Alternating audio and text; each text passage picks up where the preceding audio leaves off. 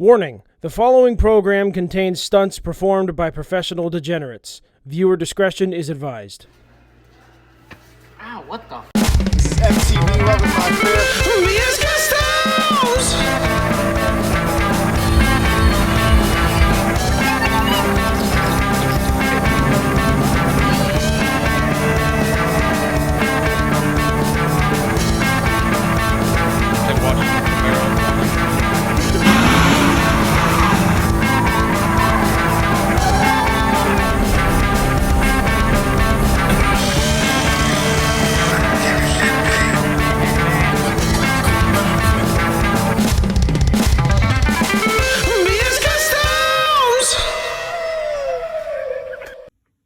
So here we have the voltage regulator. As you can see, was made in France. Maybe that's why it doesn't work or burnt out. But we got a new one here. So from Auto House AZ, shout out to them. Found a whole bunch of good stuff there. But yeah, it just seems like it's one tiny screw that it's actually really tight in there. Let's see, whoop. That's a really small one, so we're gonna have to find one that fits. I thought that this one was gonna fit, it's like kind of small enough, but I guess not. But looks like these just pop out and unscrew, so that's kind of easier than I thought. But yeah, we're just gonna clean this metal plate up also, replace and see if all the gauges and stuff work again. Well, it was mostly just the fuel pump, or the fuel gauge, and some other stuff, you know, minor stuff. Don't really need to know. All right, so we're taking out the blower motor. What you have to do is remove this like rain guard that literally just covers this with these vents, like super cheap ass design. Crazy. But it's just these four screws that go in, nothing that bad.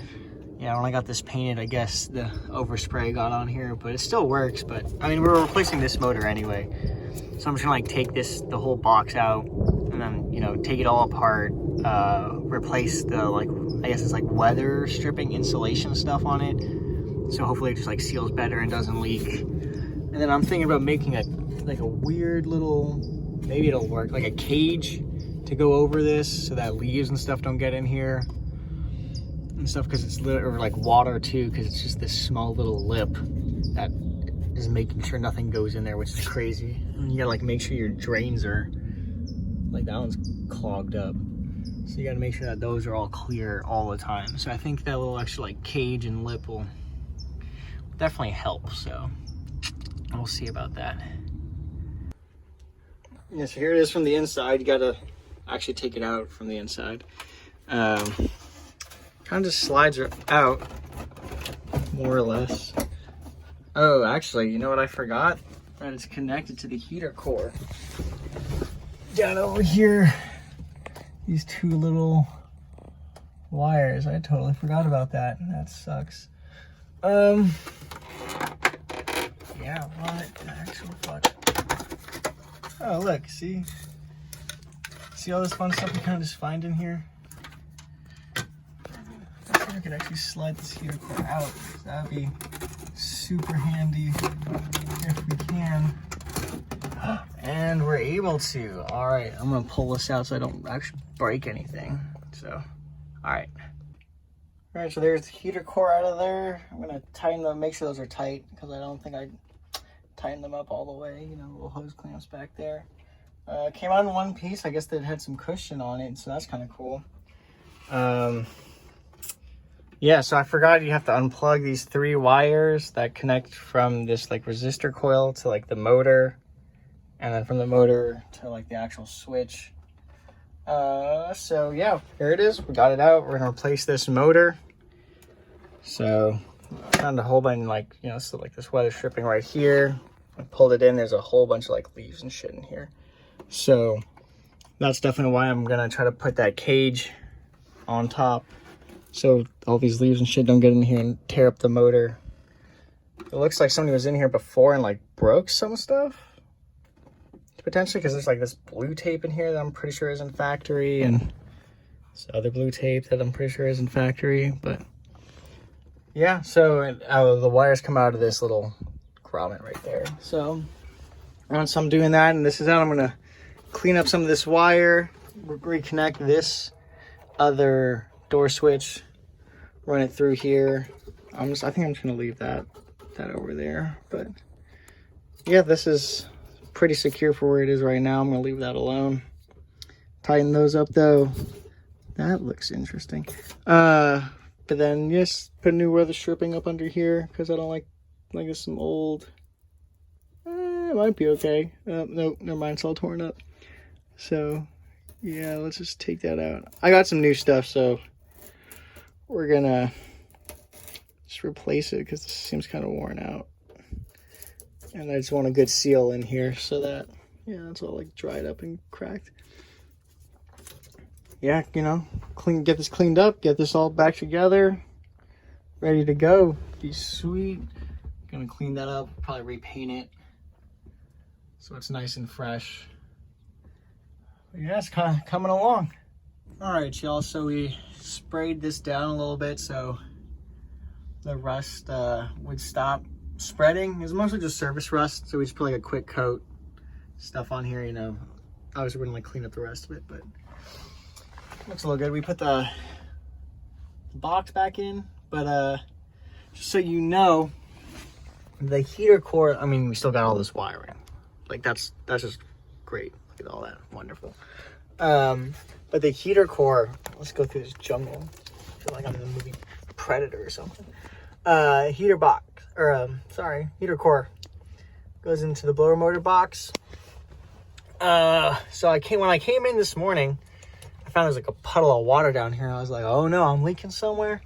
Turns out I'm actually leaking from one of the heater hoses. The lower one's leaking. So as you can see right there, it's slowly dripping still. Top one's a little loose too. This was kind of a pain to get back in just because of how it is.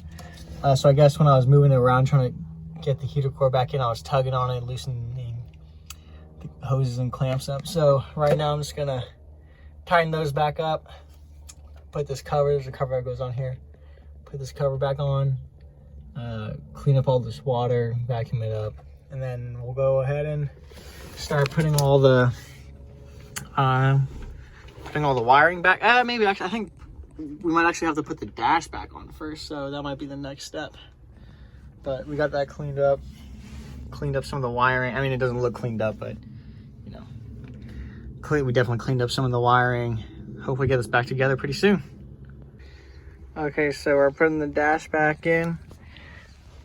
It's kind of hard because you have to line these up, and then these tiny little clips.